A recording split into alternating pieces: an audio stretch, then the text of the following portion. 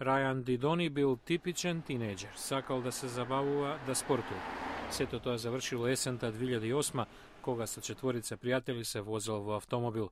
Возачот загубил контрола и ударил во дрво. Сите биле тешко повредени.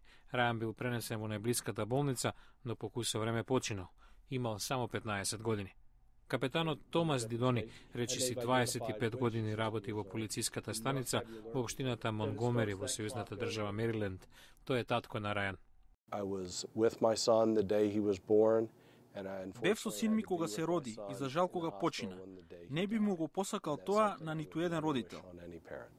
Според Дидони, несреќата е последица на невнимателно возење, а возачот бил неискусен. Над 4000 тинејџери во САД годишно го губат животот во сообраќајни несреќи.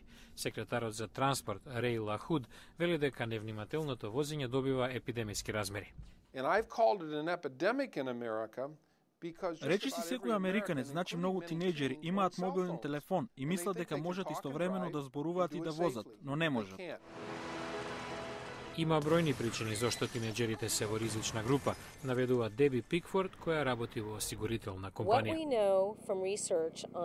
Нецелосно развиениот мозок до 25-та година, како што наведуваат истражувањата, комбинирано со неискуството, тоа резултира во многу поголем ризик. Работите започнаа да се менуваат. Нова легислатива, представена во Конгресот, предвидува сите сојузни држави да забранат ноќно возење за младите возачи, намалување на бројот на сопатници и старосна граница од 18 години за добивање на возачка дозвола. Капетанот Дидони го користи трагичното семејно искуство за да им помогне на други. Патува низ земјата, кревајќи ја свеста за опасната комбинација тинејџер-автомобил.